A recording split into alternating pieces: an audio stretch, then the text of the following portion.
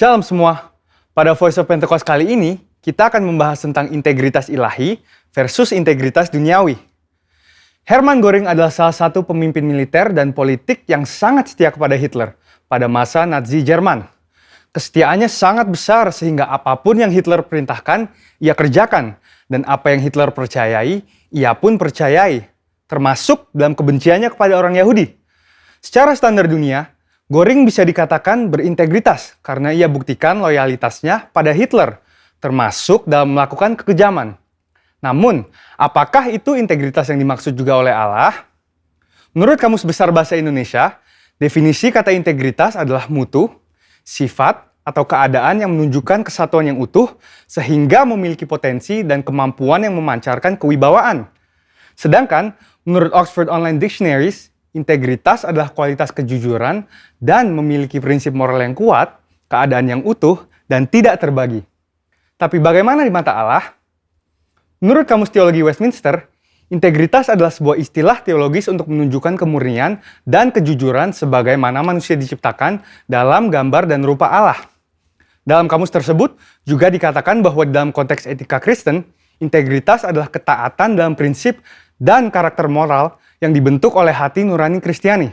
Beberapa hal yang perlu digarisbawahi dari definisi integritas ini adalah bahwa seseorang dikatakan berintegritas jika gambar dan rupa Allah pulih di dalam hidupnya, dan juga bahwa integritas itu dibentuk oleh hati nurani Kristiani.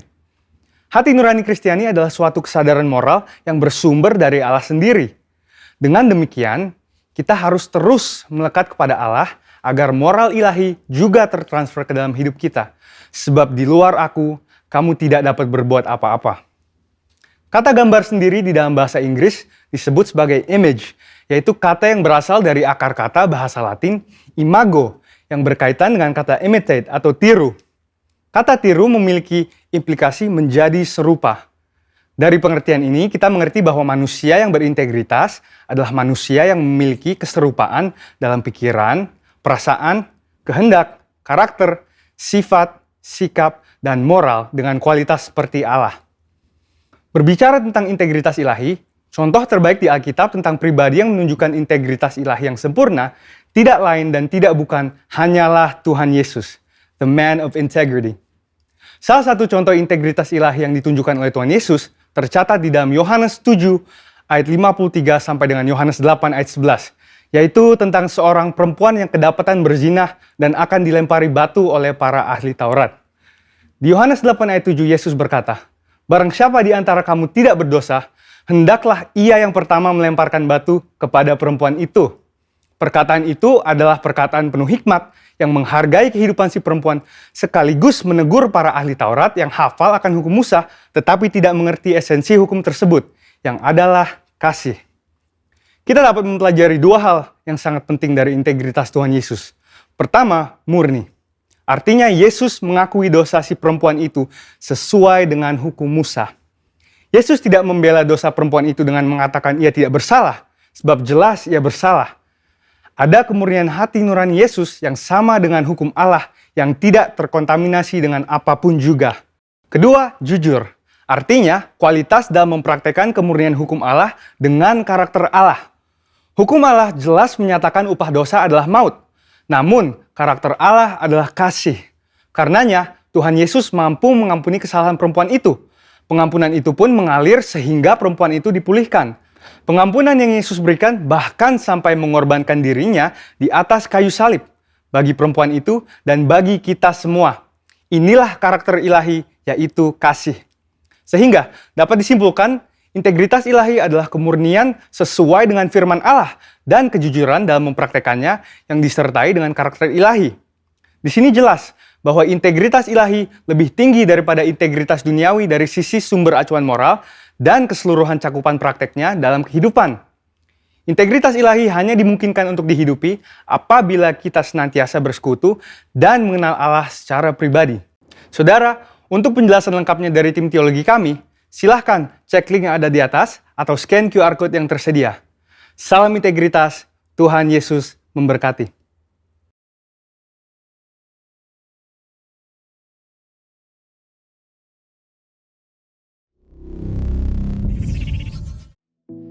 Mazmur 91. Dalam lindungan Allah. Orang yang duduk dalam lindungan yang maha tinggi dan bermalam dalam naungan yang maha kuasa akan berkata kepada Tuhan, tempat perlindunganku dan kubu pertahananku, Allahku yang kupercayai. Sungguh, dialah yang akan melepaskan engkau dari jerat penangkap burung, dari penyakit sampar yang busuk. Dengan kepaknya ia akan menudungi engkau, di bawah sayapnya engkau akan berlindung. Kesetiaannya ialah perisai dan pagar tembok. Engkau tak usah takut terhadap kedahsyatan malam, terhadap panah yang terbang di waktu siang, terhadap penyakit sampar yang berjalan di dalam gelap, terhadap penyakit menular yang mengamuk di waktu petang. Walau 1.000 orang rebah di sisimu dan 10.000 di sebelah kananmu, tetapi itu tidak akan menimpamu. Engkau hanya menontonnya dengan matamu sendiri dan melihat pembalasan terhadap orang-orang fasik. Sebab Tuhan ialah tempat perlindunganmu, yang maha tinggi telah kau buat tempat perteduhanmu. Malapetaka tidak akan menimpa kamu, dan tulah tidak akan mendekat kepada kemahmu. Sebab malaikat-malaikatnya akan diperintahkannya kepadamu untuk menjaga engkau di segala jalanmu. Mereka akan menatang engkau di atas tangannya, supaya kakimu jangan terantuk kepada batu.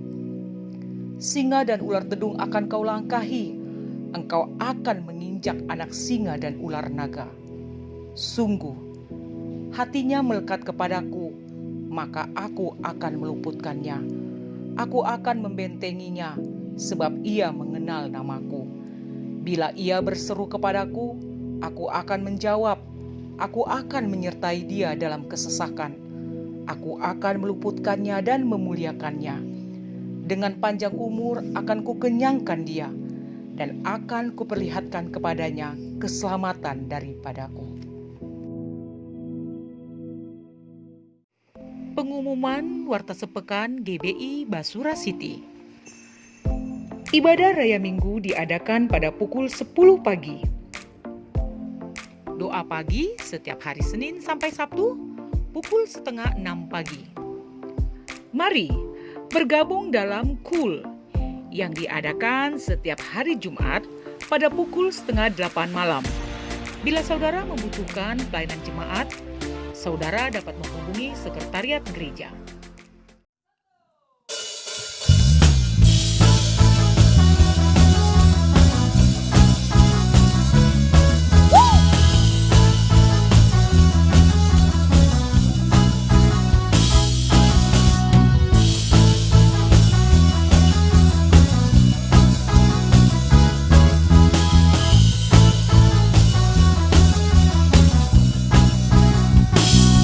Namanya Tuhan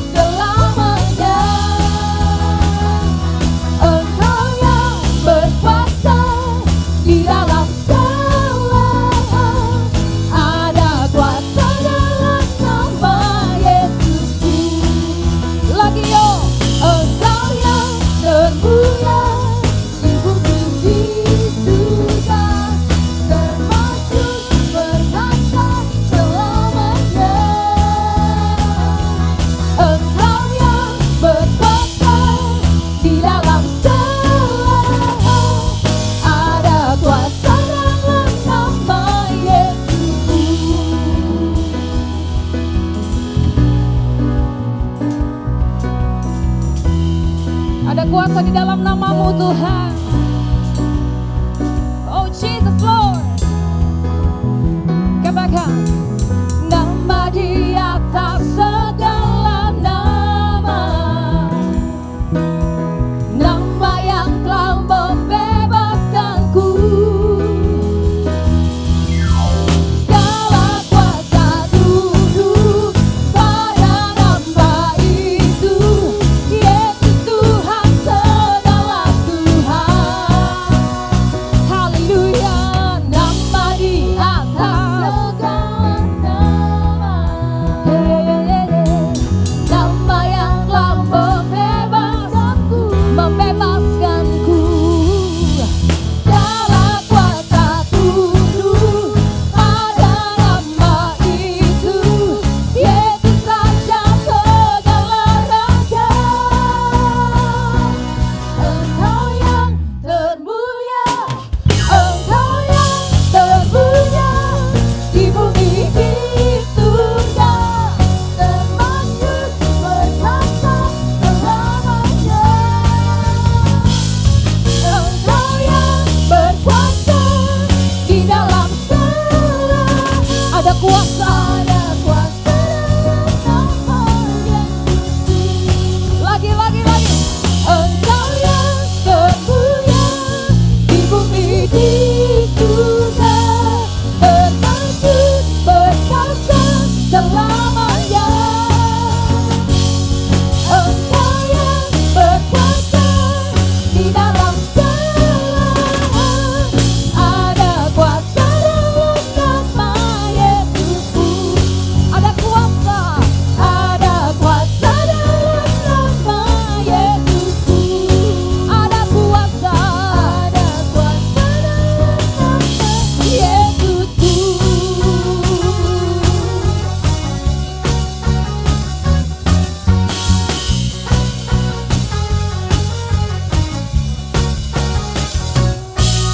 Mari berikan sorak-sorai tepuk tangan buat nama kita.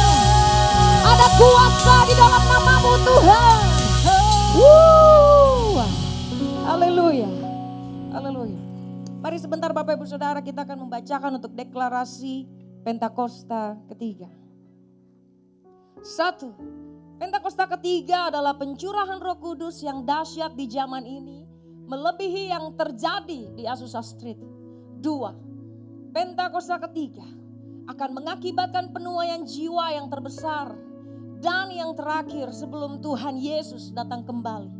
3. Pentakosta ketiga akan membangkitkan generasi Yeremia, yaitu anak-anak muda yang dipenuhi Roh Kudus, cinta mati-matian kepada Tuhan Yesus, tidak kompromi terhadap dosa, dan akan bergerak untuk memenangkan jiwa.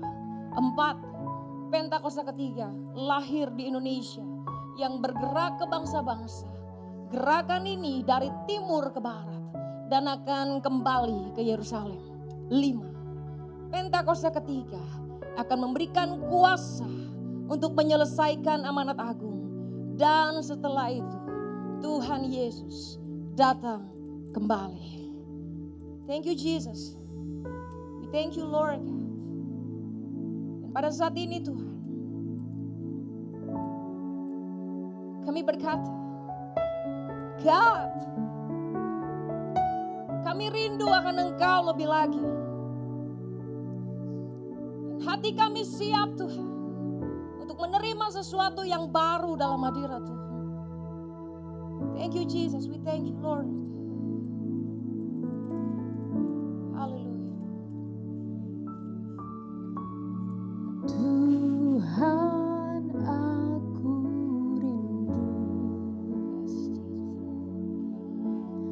Tuhan aku siap, penuhi aku dengan roh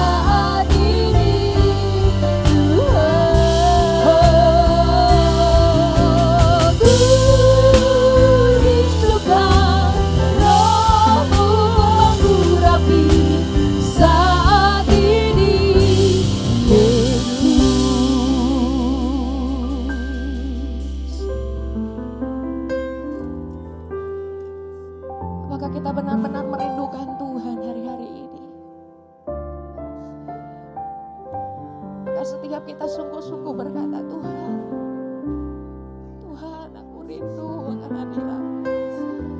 Tuhan, aku rindu akan lawatan-Mu. Tuhan, aku rindu. Come and worship Him. Come and worship Him. Hari engkau yang rindu sama Tuhan, bisa datang kepada Bapa. Katakan dari hatimu, Tuhan, aku rindu akan Engkau.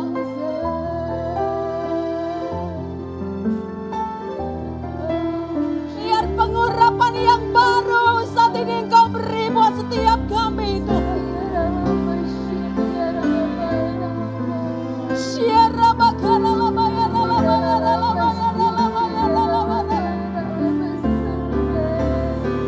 Come Holy Spirit, Lord Jesus. Come Holy Spirit, Lord. Siarabo, kerabo, siada, kayarabo, yaralabo, yaralabo, yaralabo. Bebaskan rohmu ngarisempah Tuhan saat ini. Oh Jesus, Lord God, oh Jesus, Shakanaramo yanam sande.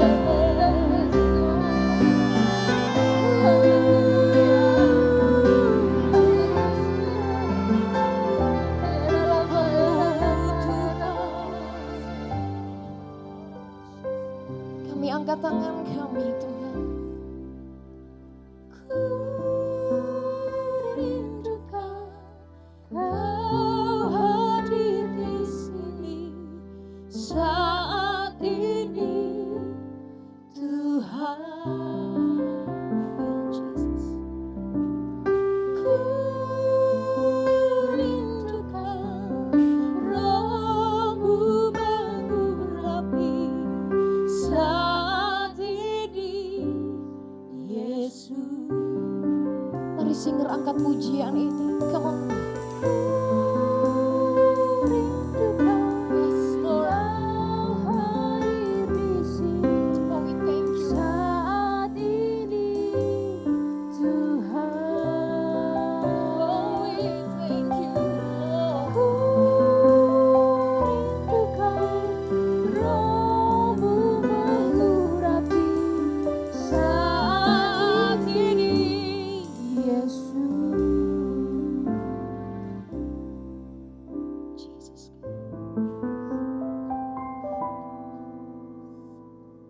Your presence, Lord. Your presence, Holy Spirit.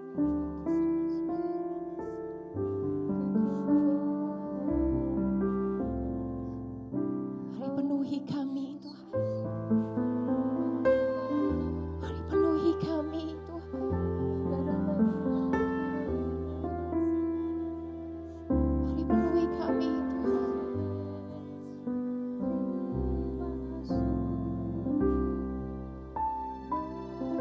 Mari penuhi kami, Tuhan. More. Oh, even more, even more, even more, Jesus.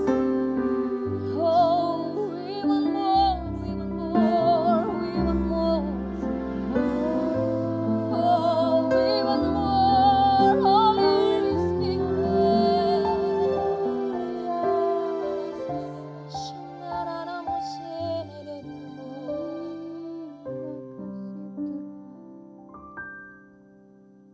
Come, Holy Spirit,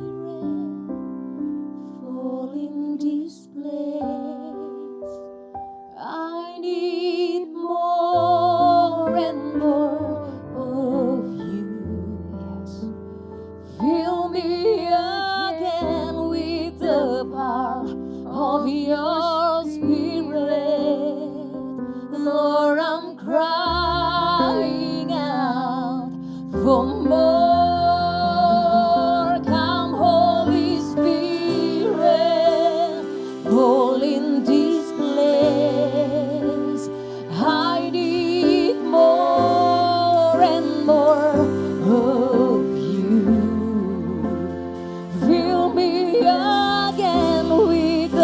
power of your Spirit. Lord, I'm crying out for more. Come, Holy Spirit, fall in this place. I need more and more. Fill me again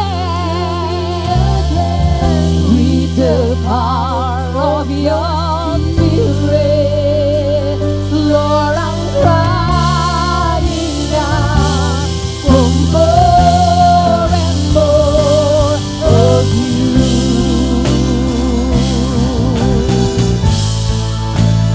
Come, Holy Spirit, fall in this place.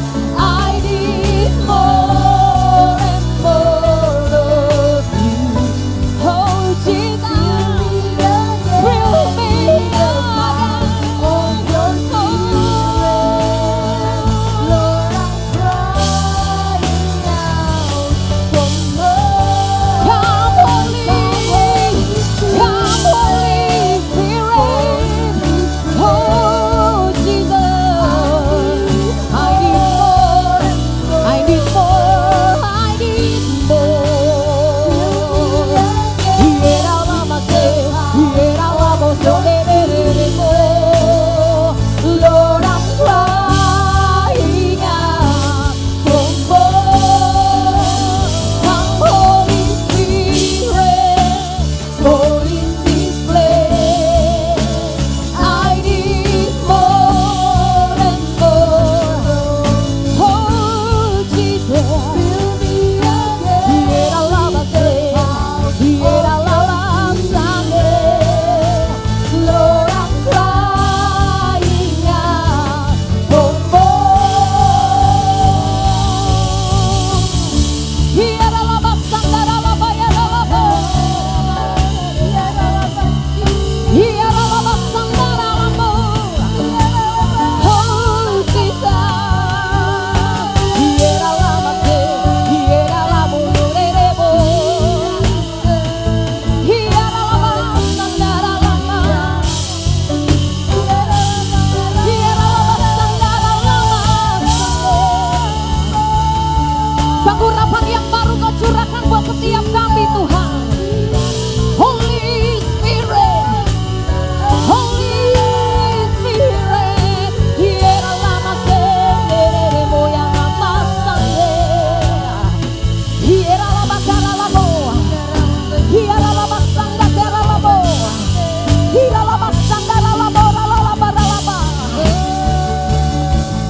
Mari angkat tanganmu.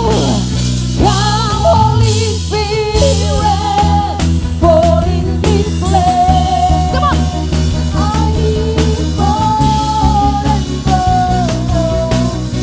Fill me again. Fill me again. Fill me again. Of your Spirit.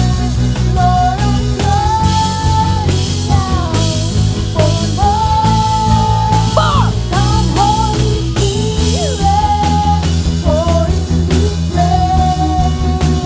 I need more and more. Fill me again with the power of your Spirit. Lord, I'm crying out for more.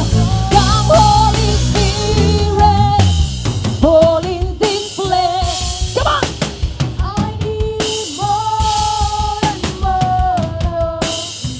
Ora basanda karalabo. Fill me again with the power of your Spirit. Lord, I'm crying out for more. Oh, come, Holy Spirit. Hiera lama sande. I need more. I need more. I need more. Fill me again with the power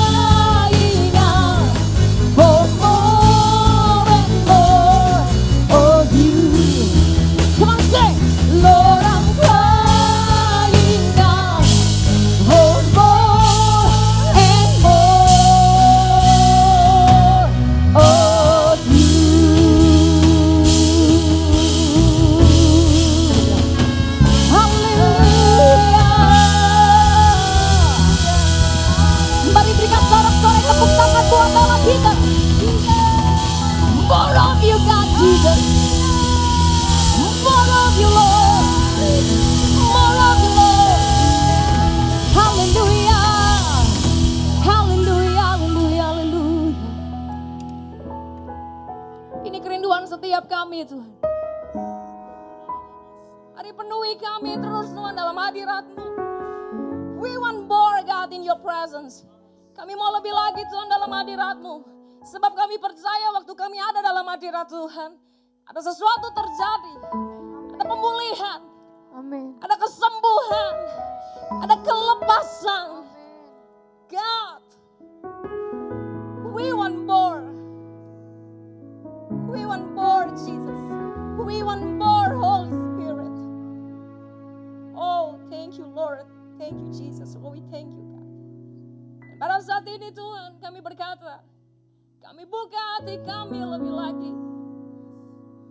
Berbicara Tuhan melalui firman-Mu. Kami tahu waktu firman-Mu disampaikan itu mengubahkan hidup kami. Dan meneguhkan hati kami Tuhan. Thank you Jesus. Thank you Lord. Terima kasih Tuhan buat segalanya. Terus Tuhan dekat kami dalam hadirat-Mu. Dan kami siap Tuhan dengar-dengaran akan Engkau lebih lagi. Di dalam nama Tuhan Yesus. Haleluya. Amin. Amin. Amin. Engkau yang termulia di bumi di surga, termasyhur perkasa selamanya. Engkau yang berkuasa di dalam segala hal, ada kuasa dalam nama Yesusku. Haleluya.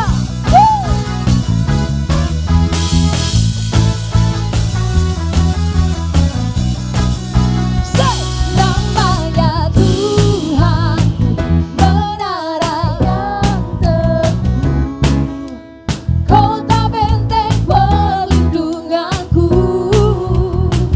Allah yang perkasa, Dia Bapa yang kekal.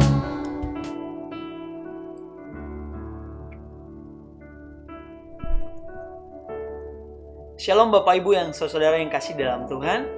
Hari ini kita akan sama-sama belajar tentang quality routine atau rutinitas yang berkualitas. Sebelum kita akan mendengarkan kebenaran firman Tuhan, mari terlebih dahulu kita berdoa. Tuhan, terima kasih untuk hari ini. Ini hari yang indah bagi kami karena kami masih tetap mendengarkan kebenaran firman Tuhan. Engkau berkati setiap kami, Engkau buat hati kami menjadi tanah hati yang kering, sehingga ketika kebenaran firman Tuhan itu ditaburkan di hati kami, itu bisa bertumbuh, berbuah, bahkan bisa dicicipi semua orang. Bahkan buatlah kami menjadi murid yang bukan hanya sekadar mendengarkan kebenaran firman Tuhan, namun bisa melakukannya dalam kehidupan kami sehari-hari. Kami mau siap mendengarkan kebenaran firman Tuhan. Di dalam nama Yesus kami berdoa dan mengucap syukur. Haleluya. Amin.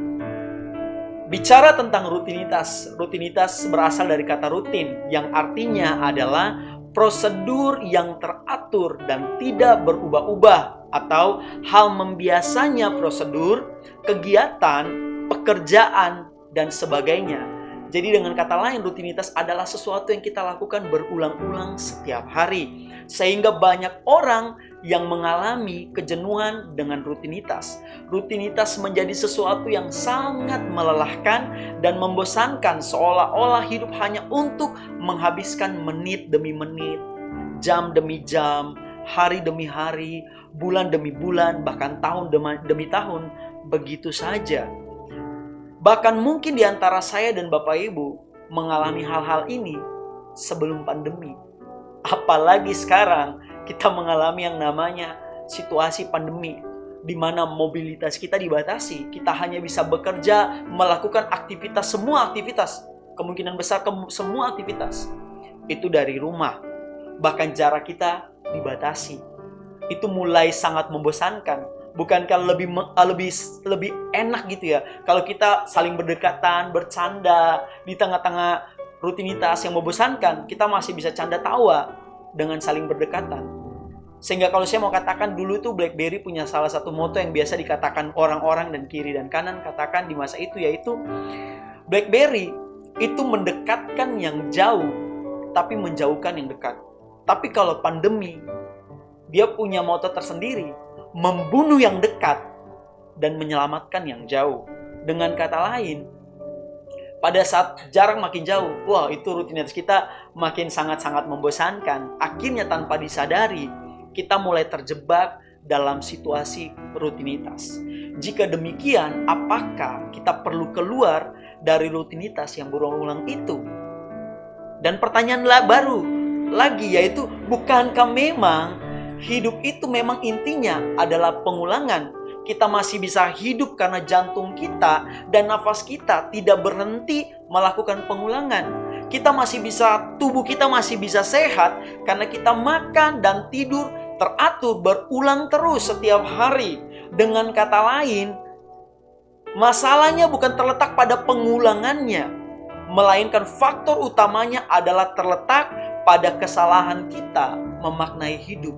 Jadi rutinitas bisa tidak berkualitas saat kita salah memaknai arti daripada kehidupan ini. Saya sebelum akan melanjutkan, saya ada satu cerita yang kita akan sama-sama bisa dengarkan, yaitu cerita tentang seorang tukang parkir di salah satu tempat kuliner yang begitu terkenal, dan ini kisah nyata.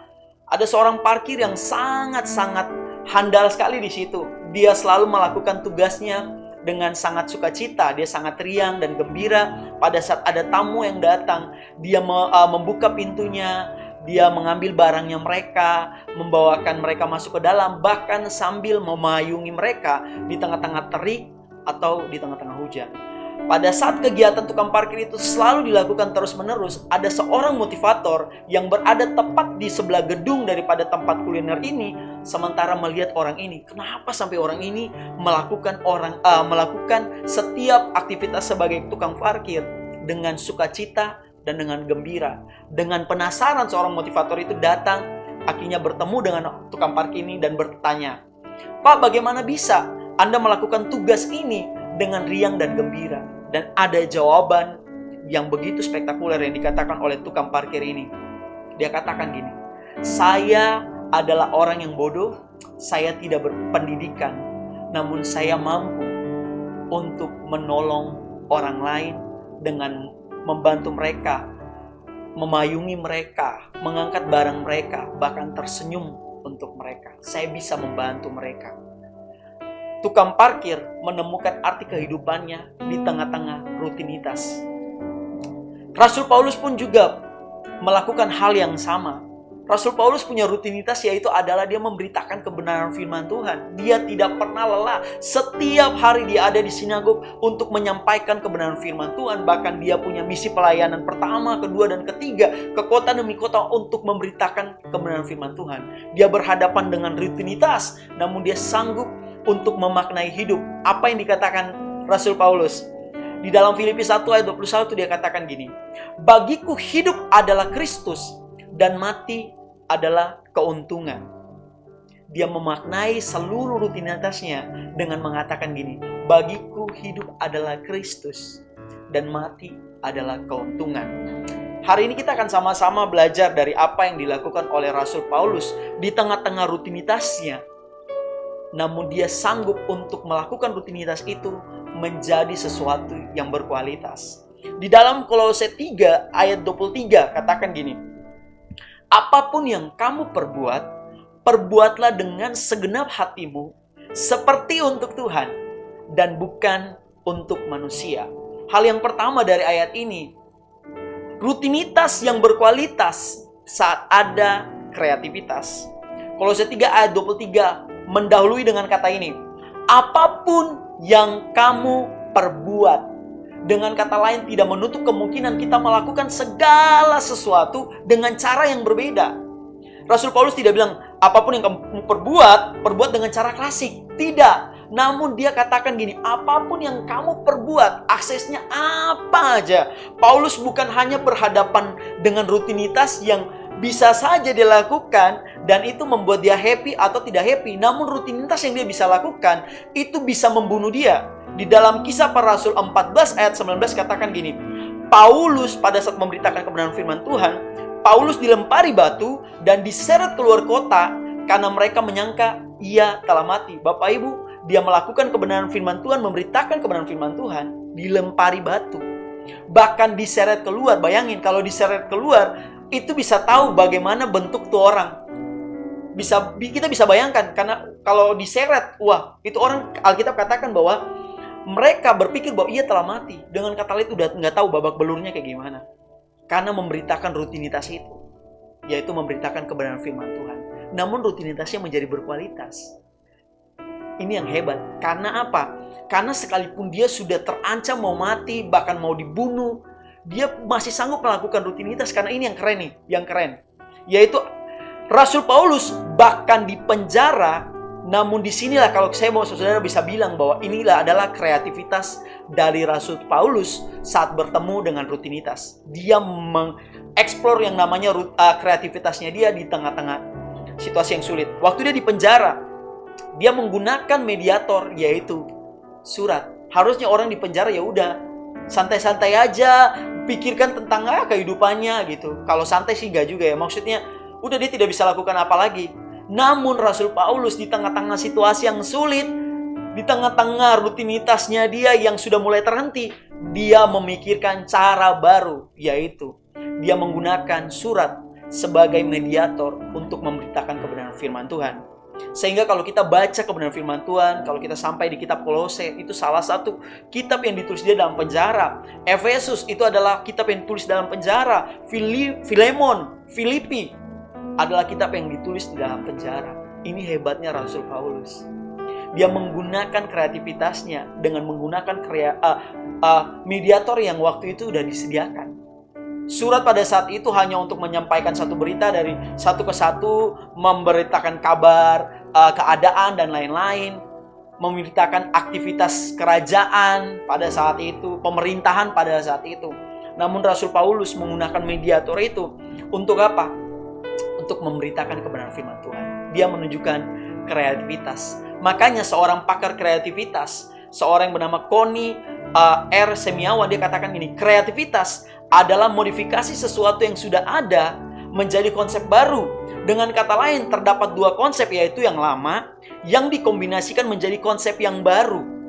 Surat pada saat itu konsep lamanya adalah memberitakan sesuatu kejadian untuk menyampaikan keadaan kepada orang lain. Dan Rasul Paulus menggunakan itu menjadi konsep yang baru. Dan disitulah letak kreativitasnya dia. Dia menggunakan itu untuk memberitakan kebenaran firman Tuhan. Bapak Ibu Saudara, kita juga sekarang ini mau tidak mau kita didorong untuk berkreativitas. Di tengah-tengah pandemi ibadah harus online. Dan di sini letak kita untuk bisa berkreativitas. Dulu YouTube dipakai orang untuk channel-channel gaming. Bagaimana cara gaming, bagaimana piano, tutor demi tutor mereka sampaikan di YouTube dan ngevlog setiap artis yang dengan aktivitas yang padat. Namun YouTube sekarang kita bisa pakai dengan cara yang berbeda, yaitu memberitakan kebenaran firman Tuhan. Instagram dulu untuk selebgram posting setiap merek-merek yang mereka di-endorse di sana. Namun sekarang kita bisa pakai dengan kreativitas yang Tuhan kasih di dalam pelayanan kita untuk tetap menyampaikan kebenaran firman Tuhan. WhatsApp kita bisa kirim ke dunia manapun. Yang biasanya WhatsApp cuma hanya bisa berkabar, namun kita bisa memberitakan kebenaran firman Tuhan baik dengan posting status kita, bahkan kita bisa chat untuk broadcasting ke semua orang mengenai kebenaran firman Tuhan. Sekarang yang sudah ada, mari kita buat menjadi baru. Rasul Paulus melakukan hal yang sama. Dia menunjukkan kreativitas di dalam pelayanan. Karena dia tahu pada saat dia mulai berkreativitas, itu membantu dia untuk melewati rutinitas dia. Bahkan ketika dalam penjara kita tahu bahwa dia mampu menulis, bahkan memberkati banyak orang. Dan kitab itu sampai hari ini kita baca dan kita bahkan diberkati dengan kebenaran firman Tuhan di dalam tulisan-tulisan Rasul Paulus dengan kreativitasnya menulis surat untuk jemaat-jemaat pada saat itu. Yang pertama, rutinitas yang berkualitas saat ada kreativitas. Rasul Paulus juga melakukan hal yang kedua, yaitu bukan hanya kreativitas. Yang kedua adalah rutinitas yang berkualitas saat ada totalitas. Dari ayat Kolose 3 ayat 23, apapun yang kamu perbuat, perbuatlah dengan segenap hatimu. Kalau kita mau mengajak orang lain untuk melakukan dengan segenap hati, itu kita bisa ditepis. Karena apa? Orang lain bisa bilang, Kenapa kamu mengajak kita untuk melakukan dengan segenap hati sedangkan kamu tidak bisa ditepis demikian? Namun hal ini, ajakan ini untuk kita lakukan karena Rasul Paulus pun melakukan hal yang sama. Dia melakukannya dengan totalitas. Setelah dia punya kreativitas, dia melakukan dengan totalitas. Di dalam Kisah Para Rasul 20 ayat 24 di sana katakan gini, "Tetapi aku tidak menghiraukan nyawaku sedikit pun, asal saja aku dapat mencapai garis akhir dan menyelesaikan pelayanan yang ditugaskan oleh Tuhan Yesus kepadaku untuk memberi kesaksian tentang Injil kasih karunia." Begitu totalitasnya Rasul Paulus sehingga hal yang kita sekarang ini cintai karena pandemi ini, kita takut kehilangan nyawa kita takut tertular, kita takut untuk berdekatan dengan orang yang kena COVID karena kita mencintai nyawa kita, bukan? Kita manusia. Itu natur kita sebagai manusia, yaitu mencintai sesuatu yang berkaitan dengan diri kita, bahkan nyawa kita. Tapi ini berbeda dengan Rasul Paulus. Dia sangat totalitas banget di dalam kehidupannya. Apa yang dia katakan gini, "Saya tidak menghiraukan nyawaku, asal kebenaran firman Tuhan ini bisa dia beritakan." Asal kebenaran firman Tuhan ini bisa diberitakan. Totalitas. Bagaimana kita bisa hidup bertotalitas? Bagaimana kita bisa menggapai kehidupan yang totalitas? Kalau kita bilang gini, handphone yang tercanggih pun, bahkan kita sebut aja iPhone dan Samsung, mereka selalu saling menyindir satu dengan yang lain karena kualitas barangnya mereka. Namun kapan kedua handphone ini tidak bisa digunakan dengan baik? Yaitu pada saat kedua-duanya kehabisan daya atau baterainya habis. Dia butuh dicas. Dengan kata lain, dia butuh totalitas, butuh daya, butuh totalitas untuk bisa berfungsi dengan baik. Bagaimana kita bisa mengisi hidup kita sehingga totalitas? Makanya saya suka sekali di gereja kita untuk melakukan pembacaan Alkitab setiap hari. Karena apa? Itu memboosting hidup kita untuk tetap bisa melakukan sesuai dengan standar kebenaran firman Tuhan. Karena manusia punya standar kehidupan. Namun itu tidak selalu benar. Namun kebenaran, yaitu standarnya hanya pada kebenaran firman Tuhan. Itu kebenaran yang sesungguhnya. Makanya bagaimana cara kita bisa memboosting kehidupan kita untuk tetap hidup berkualitas? Di tengah-tengah rutinitas, yaitu kita totalitas. Totalitas kita membantu kita untuk melakukan apapun tanpa meminta apapun dari orang lain. Kenapa? Kehidupan kita hanya berikan untuk melakukan apa yang menjadi kemauan Tuhan di dalam kehidupan kita. Hiduplah dengan totalitas. Tetap boosting kehidupan kita dengan baca Alkitab setiap hari. Tetap boosting kita untuk melakukan hal-hal yang Tuhan mau dalam kehidupan kita. Sehingga kita tahu bahwa rutinitas sekalipun berada dalam kehidupan kita setiap hari, rutinitas itu tetap akan berkualitas. Yang ketiga, Rasul Paulus sudah berkualitas dalam kreativitas, berkualitas di dalam totalitas sekalipun banyak rutinitas yang dia harus lewati. Yang ketiga adalah rutinitas yang berkualitas saat ada integritas. Ayat Kolose 3 ayat 23 tadi, mari kita garis bawahi lagi bahwa apapun yang engkau perbuat, apapun yang kamu perbuat, perbuatlah dengan segenap hatimu, seperti untuk Tuhan dan bukan untuk manusia. Rasul Paulus bukan hanya bicara tentang kreativitas dan totalitas, namun dia menunjukkan integritas. Pada saat berhadapan dengan rutinitas akan menjadi berkualitas saat kita mampu berintegritas. Rasul Paulus, bisa kita lihat apa yang dilakukan Rasul Paulus di dalam Kisah Para Rasul 24 ayat 16. Dikatakan gini, "Sebab aku senantiasa berusaha untuk hidup dengan hati nurani yang murni di hadapan Allah dan manusia." Dia menunjukkan kualitas hidup integritas itu di hadapan Allah. Kalau kita mau mengatakan sesuatu di hadapan Allah, Tuhan, saya itu punya hati nurani di hadapan Engkau. Otomatis kita pasti harus dengan takut bahwa kita sementara melakukan itu. Karena Tuhan itu berbeda dengan manusia. Manusia bisa melihat apa yang di depan mata. Pada saat kita melakukan sesuatu yang baik kepada orang lain tidak bisa lihat hati kita. Mungkin pada saat kita melakukan hal yang baik kepada orang lain, hati kita tidak baik. Malah kita bilang, aduh, percuma sekali saya melakukan hal ini. Namun kalau kita bisa mengatakan bahwa saya hidup dengan hati nurani di hadapan Tuhan, otomatis integritas daripada orang ini tidak berubah, konsisten. Dia melakukan apa yang benar di mata Tuhan dan apa yang benar di hadapan manusia. Dan juga dalam 1 Korintus 9 ayat 27, Rasul Paulus katakan gini, aku melatih tubuhku dan menguasainya seluruhnya, supaya sesudah aku memberitakan Injil kepada orang lain, jangan aku sendiri ditolak. Dengan kata lain gini, Rasul Paulus di tengah-tengah rutinitasnya, dia mau supaya itu berkualitas. Dia berintegritas. Dia memberitakan Injil dan melakukannya. Karena apa? Karena dia takut pada saat dia sudah menyampaikan kebenaran firman Tuhan, dia ditolak. Karena apa yang dia katakan tidak sama dengan apa yang dia lakukan. Bagaimana dengan kehidupan kita? Apakah kita masih tetap hidup berintegritas di dalam setiap kehidupan kita? Di tengah-tengah situasi pandemi ini, situasi makin sulit, keadaan ekonomi makin menghimpit, kadang rumah tangga bisa saling beradu argumen karena situasi yang mulai sulit di bagian keuangan. Dan kemungkinan besar kita diberikan kesempatan untuk ada di dalam pekerjaan-pekerjaan yang butuh integritas tinggi. Karena kalau kita tidak berintegritas, kita bisa mengambil sesuatu yang bukan bagian kita dan mulai memanipulasikan itu. Seperti terlihat kita baik-baik saja. Keadaan menghimpit bisa mendorong orang untuk melakukan tindakan-tindakan yang merugikan hidupnya dia, bahkan mencoreng integritas hidupnya. Namun mari kita sama seperti Rasul Paulus yang berani mengatakan bahwa gini, saya menjaga hati nurani saya, bukan hanya di hadapan manusia. Karena dia taruh itu di belakang. Yang pertama, dia mengatakan bahwa dia menjaga integritasnya dia di hadapan Tuhan. Mari kita sama-sama, sekalipun menghadapi rutinitas kita, mari kita tetap buat itu berkualitas. Karena kita punya integritas. 3 hal yang harus kita lakukan hari ini adalah, mari kita punya kualitas sekalipun dalam rutinitas.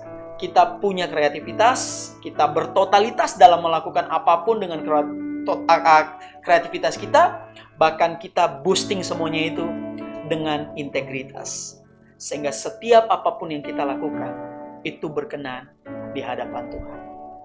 Sekian kebenaran firman Tuhan. Tuhan Yesus memberkati, dan mari kita berdoa untuk kebenaran firman Tuhan. Tuhan, terima kasih untuk kebenaran firman Tuhan yang sudah mengajarkan kami, sekalipun kami melalui hari-hari yang penuh rutinitas. Kami mau setiap hari-hari itu menjadi berkualitas.